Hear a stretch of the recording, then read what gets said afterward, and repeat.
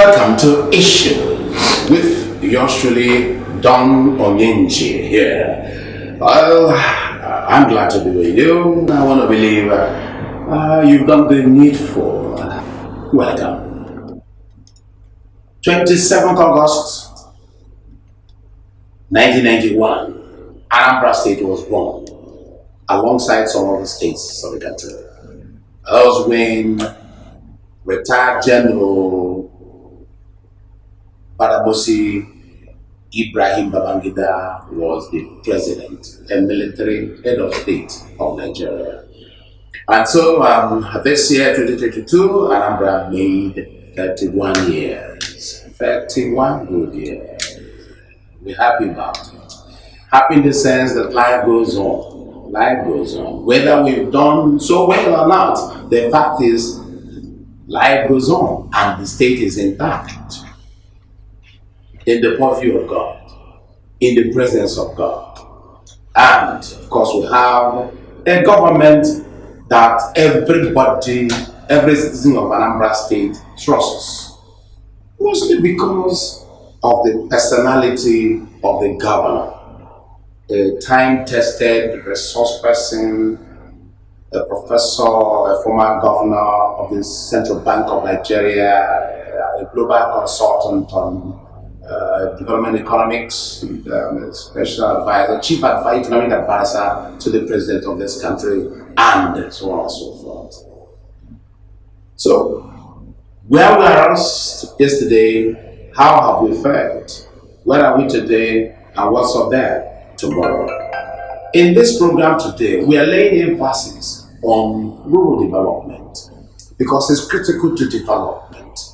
If we have our rural areas well packaged, delivered, excited, developed, then I think we are there. Because that's where the bulk of the people are. So in this edition, we have a professor, an erudite professor, an experienced professor, a professor of professors, who was a professor how many years ago now? 26 years today. 26 years today as a professor. He's a former commissioner for education in Anambra State. And he has held positions here and there. We will go into all of that. Currently, he is not hired because he's needed by our schools and teaching institutions, and therefore is currently the Dean Faculty of Environmental Sciences at the Chukwu University. I'm talking about Professor Leonard Moore. Prof, welcome to our studios. Thank you, Honorable Commissioner. Yes, I'm happy I'm dragging you out, though, as an elder, I know you should be having your rest today. But again, since you have this zeal as a youth, but what we get from elders who are still very sharp, current, we want to get from you. So we want to welcome you once more to this program. Thank you very much. Our second guest will be joining us, and he's somebody that is very well groomed in rural development.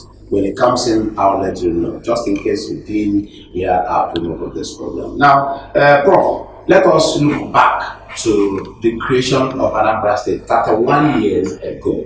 Your personal opinion in our trajectory as a state. Well, thank you very much. Welcome to us. Well, the creation of Anambra State in Nigeria started on the eve of the Civil War. And one advantage of creation of states is that they make the government nearer to the people and bring people closer to development. In 1991, Anambra State became a state of its own, courtesy of General Badamosi. I would say, well, the issue that 31 years is quite a long period. And some of our boys and girls who are 31 years have really reached the age of marriage, the age of having children, the age of being gainfully employed, and the age of even helping parents and their siblings. Now, looking at Anambra State really, one thing about Anambra State is that the Anambrians, I would say, are the greatest nationalists in Nigeria. They're everywhere, all over the country. In fact, in all countries of the world, there's no way you won't find an Anambra State person. I don't know, I don't think I'll be boasting if I say that it's Anambra people who developed the new state, developed the Ebonyi state. And when it became a state of its own, my expectation as a person is that Anambra State will soon become a super state, very close to California, very close to California and the United States. But unfortunately, you see, it has not developed the way we thought because of some hiccups. You see, when Opadiki came in as a governor, he had the robust plan, and he was planning even as a staff in the government house. I credit him with developing the real estate in Anambra, developing the book, I got see on World Bank, built a housing estate. And I wrote him a letter. I wrote him a paper on the development of Anambra State, which he read methodically, underlined too many things, and for the copy it and sent back to me, said, I'm happy. When I met him, he said his trust was to deal with a disaster in Anambra State by way of flood. He told me he wanted to develop a gigantic lake in Anambra State that would be used for agriculture, for growing all types of crops, fruits, and so on. And unfortunately, well, of course, at that time it was a relay race. The military came again and he left. And we were under the military until much later. But Nebu came in, but Nebu had a lot of problems, harassment, inconsistency and all that. He left. But what he left Anambra State was the present day Chukwuemeka was able to do investing, which unfortunately was not even developed at that time. Because if I were Mbadi at that time and I wanted to develop a university, I would depress all sectors of the economy and make sure that I build the university to full standard. That's what Andrew said, he did in the state. But that was not done. Then other people came in, did the best he could in terms of roads. But whenever he was flagging up the road, I sat down there as a commissioner.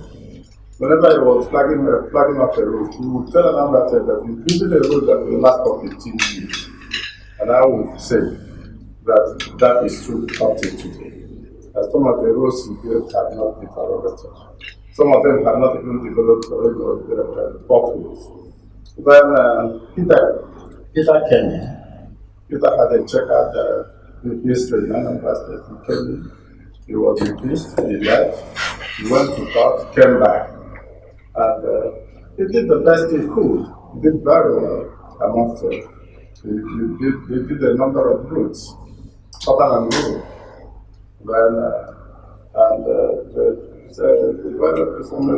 Some infrastructure, social infrastructure, and so on.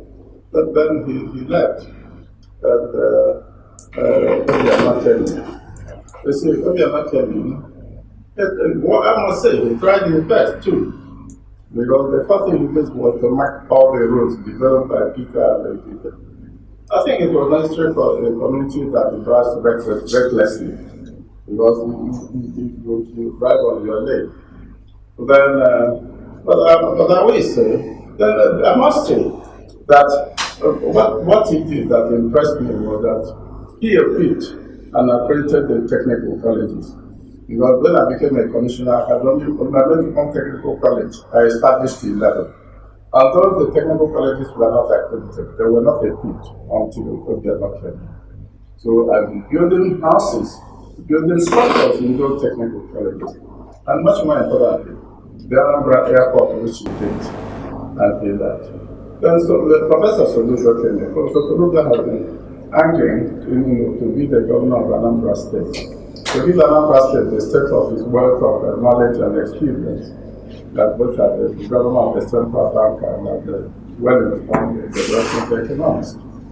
And He had his hiccups, severe hiccups, the security contract. But from what I read about his manifesto when he was doing campaign, if he had a cool moment in Anambra State, I think he would launch Anambra State into a realm of development, into technology, into industries, and so on. However, I want to say it's not just the government. But like I said at the beginning, I thought Anambra State would develop. I thought our people would make massive investments in Anambra State. Our people continue the way they were doing. They developed Abuja. They are still developing Lagos. And they're developing other towns. Our place is not developed. Development is not the big story buildings in the rural area where nobody lives. The cockroach and rats will live there. Development is developing the environment, developing people. When we're developing industry, because Anambra State it has people who would develop Anambra State economically and infrastructurally, but we have remained so. And so whenever there is a hiccup in Nigeria, it is the Igbos who are so afraid, because unguarded statements will show that they are being targeted. So, I think I will stop here. Yes, you will stop here. Meanwhile, what is the position of rural areas in development? And then focus it on Anambra State as it were, briefly. Yeah, thank you very much. I think that's a proper question. The point there is that let's put rural in context. Yeah. You see, what do you call rural? They say, you can define rural demographically, you can define it economically. Is it a place that is mainly given over to agriculture? Because the rural area is supposed to have about 75% of the population engaged in agriculture. Or is it a place that has 20,000 population, less than 20,000 population, which is the United Nations breaking point for making a place an urban area, now which Nigeria has also adopted.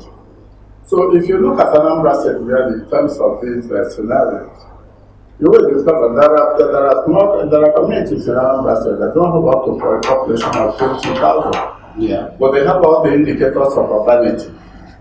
And there are places that are large enough, but they don't have the indicators of non-ruralness. Now, okay, so I will adopt the population at the figure of 20,000.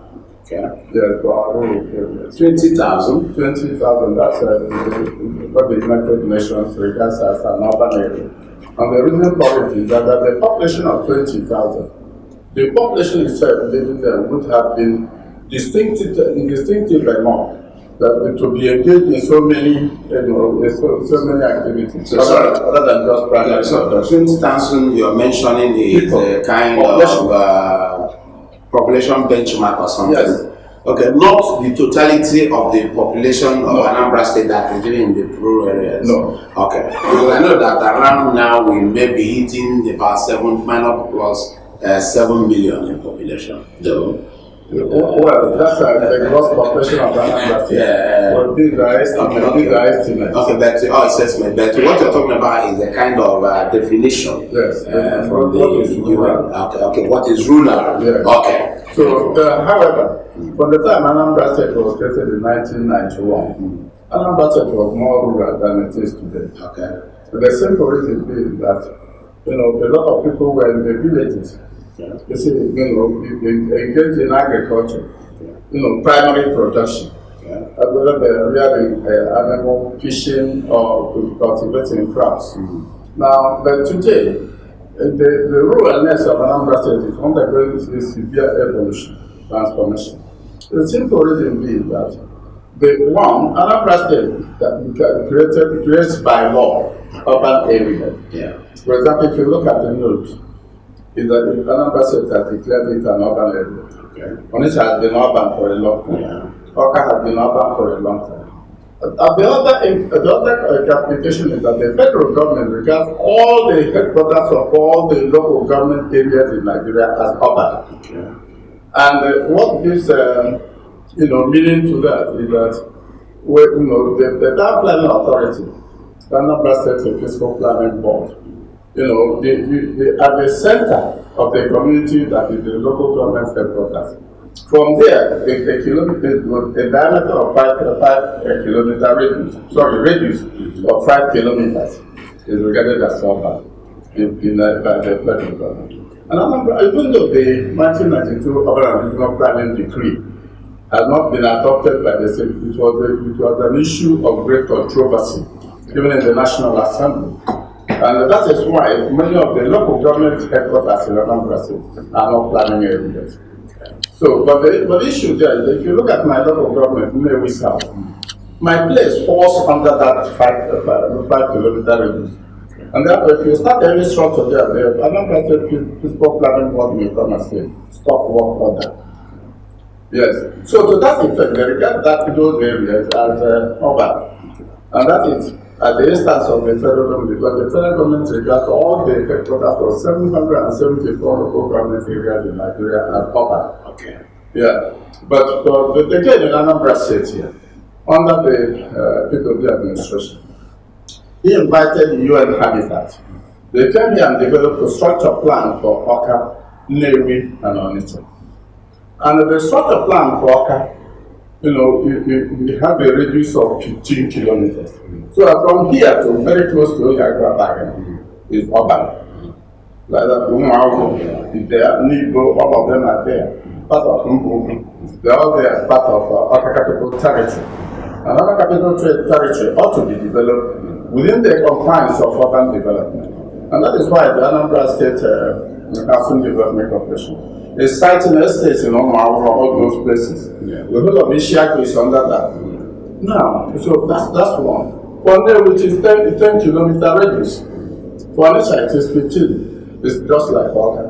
And so all the places you regard as rural in these places are by definition, legal definition, not rural anymore. Now, so what remains? The vestige small areas.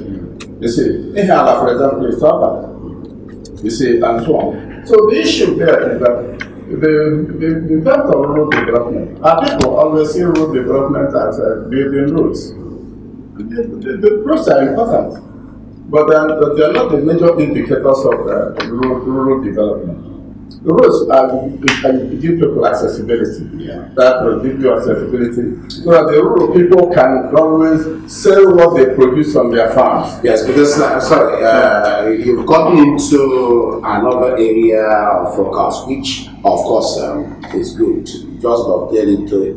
The issue is, my question will be, what makes a place, what qualifies a place to be termed developed? Or what do you focus on to develop a local place, a local community as a result? You know what I'm talking about? Yeah. I'm not just mentioning roads. So go on. So take them one by one. Yeah, but because we are talking about rural areas. Yes. When you come to a rural area, because the rural areas, the urban areas have been parasitic on the rural areas. They drawing their products without giving anything back to them in return. But the point there is that when you come to the rural area, the people, they need a health service. So in other words, in every rural community in Anambra State, there ought to be a health center, a primary health center. Yeah.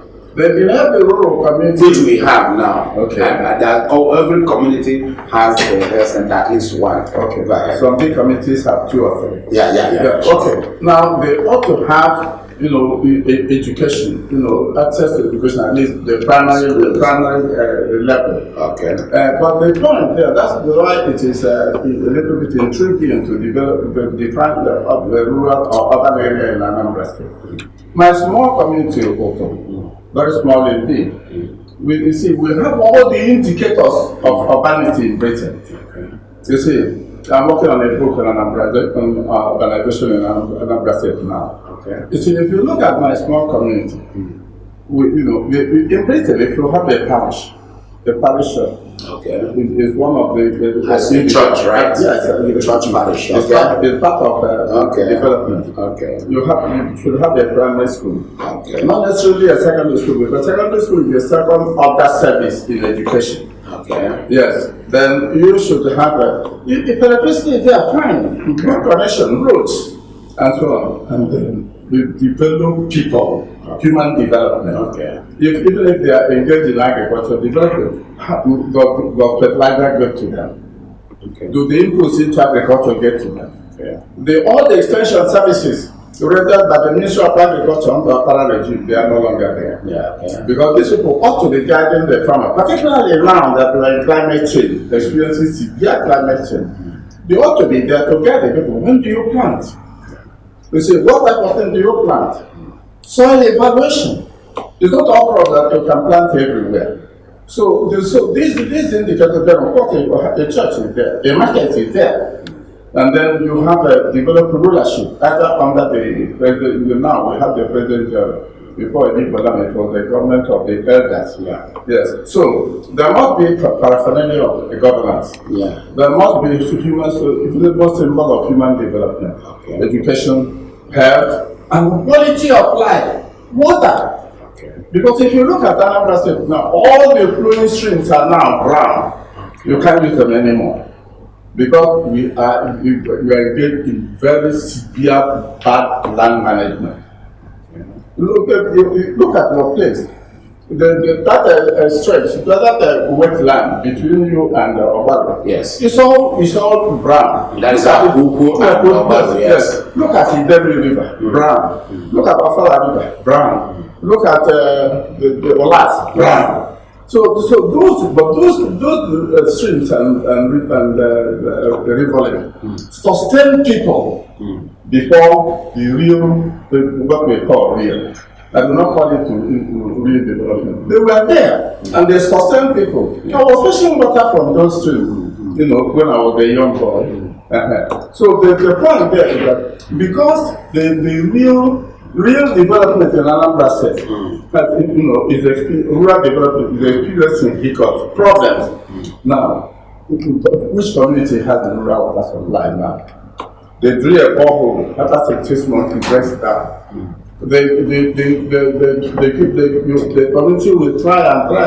From the government, some of the communities have the electricity developed for them by government. Some developed on their own. My community will develop on their own. Now, there is no electricity anywhere.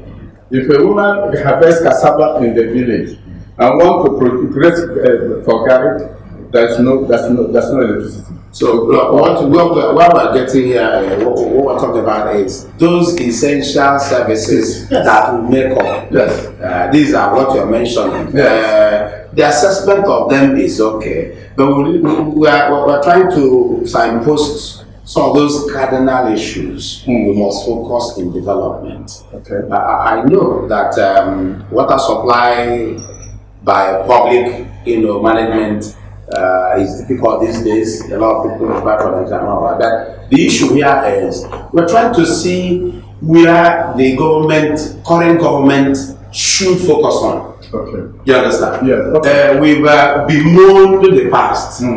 Okay. Good, bad, ugly. Now we have a new government, and this government, while the governor and the government has a manifesto and all of that, taken from Vision 2070, which was headed by the current governor, and he has his manifesto, and he has his inaugural speech. These are documents we will find, locate his vision and mission. Now, he is emphasizing on rural development. Yes. What shall we do? How can we pursue rural development? So that by the time the Soludo administration, gets even halfway, not even gets to the 4th year, but even halfway, in fact, even first year, because the government is in a hurry to develop, and the expectations of the Anambra are too many. So can hit them. Let's say yes. Well, number one, Yes. since the rural people are engaged in agriculture, adequate facilities should be provided for agriculture. That's one. The second one is that if they produce surplus, many of them are subsistence farmers. But if they produce surplus, I know around Aguata there are very many big poultry farms. Those are agricultural, Which is being emphasized now, and even regenerative agriculture now. Good. And then so, Okay. so coconut is being sent out now. Palm oil, palm seedlings, they're all going down to the villages now. Yes. You see, what the point there is that because I remember the last time that there was massive palm plantation was when Economy was the governor of the old Anambra. Yes. Now, if the palms are being sent out to communities, Yes. there should be extension officers from the Ministry of Agriculture. They do have them. In fact, But they are not there. okay, we're taking note because the government has to produce a corps of Extension. extension officer. Okay. Then the other one is rural areas are supposed to be sanctuaries. The trees and we don't have forests anymore. The trees need to be cultured because it's a major trees or forests constitute a major control for the proper land management in terms of flooding, in terms of erosion, and so on. Okay. Secondly, there should be market. That's been taken care of. Yes, there should be market, and there should be inter-community accessibility roads. We don't have time, just have 3 minutes to go. Prof. We need to have the next 3 minutes and hear our guest, our second guest, the Mr. Commissioner for Local Government, Chieftaincy Affairs, and of course Chieftaincy and Community Affairs, Honorable Tony Collins. We planned to be here, but he had his issues along the road, and all of that. So the delays were there. And since he struggled to get to the studio, he can only say hello to the Anambra for now. And then maybe we'll have a schedule because there's so much to be done in the local governments. And he's in charge of local governments. Mr. Commissioner, you're welcome. Thank you very much, Mr. Don, and Anambra Ekenemu. The alum is so sorry for coming late due to businesses of traffic on roads. I said I must be here, if not for anything to say the Anambra, the alum. Yes, Prof has been speaking, and with due respect, I don't like stopping the elders talking.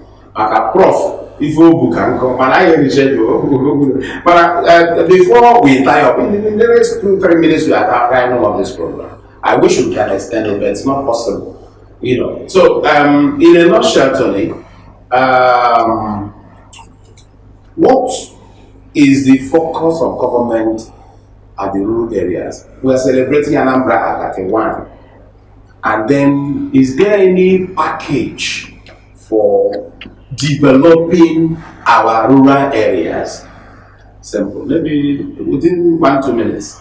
All right, thank you. That's a very simple one, very straight question to get. We are devoting everything to the local government, from local government to the grassroots, to every community. And that is where the government is going. We want to touch the poorest, we want to touch that grassroots. That's where we want to start from. Because often cases in the past, government don't really get to the grassroots. And that's what we want to start doing now. Everything must get to the grassroots. Whatever we do, go start from that grassroots. Start from that ordinary man. That man that does not have any godfather. That man that does not have anybody to help him speak. That man that does not have that avenue, that opportunity to come to government house or to reach out to the big man there. But I said now, before they think you're talking politics, what and what are on ground now as we wind up? That is to justify what. Okay, fine, to justify it. For instance, you look at the Ministry of Agriculture, see the palm seedlings and all the things we're trying to put up now. They are all in the grassroots there. We moved all of them to the grassroots. Yes. And at every point in time, every community, everyone is being represented. That is one. Even at the councillorship, for instance, nomination of reps at the local government level from the wards. This time around, you go to the ward and allow the wards to do their selection. It's not all about people staying in Dublin House or in Oka or anywhere you think to just nominate people. No! The community must choose their leader, and it must start from the grassroots. And so many others, many other examples I can give you here. At the local government level too, the same thing. So whatever we're doing is community based. Yes. From the rural Yes, Prof. Yes, we have zero time. Let me come in here. The Honorable Commissioner had mentioned that Prof, the what's behind the goal? Then now it's 3 o'clock. I'm sorry. I'm so sad. Don't be sad, Prof. You have said a lot of things. I think there is need for us to. Okay, I will make every other effort to bring us back here. Because the time is just there. Thank you very much. You do apologize. Yeah, Professor Leonard, I want to thank you for coming, sir. Commissioner for Local Government Agency and the Community Affairs, Anthony Collins. Thank you for struggling to come.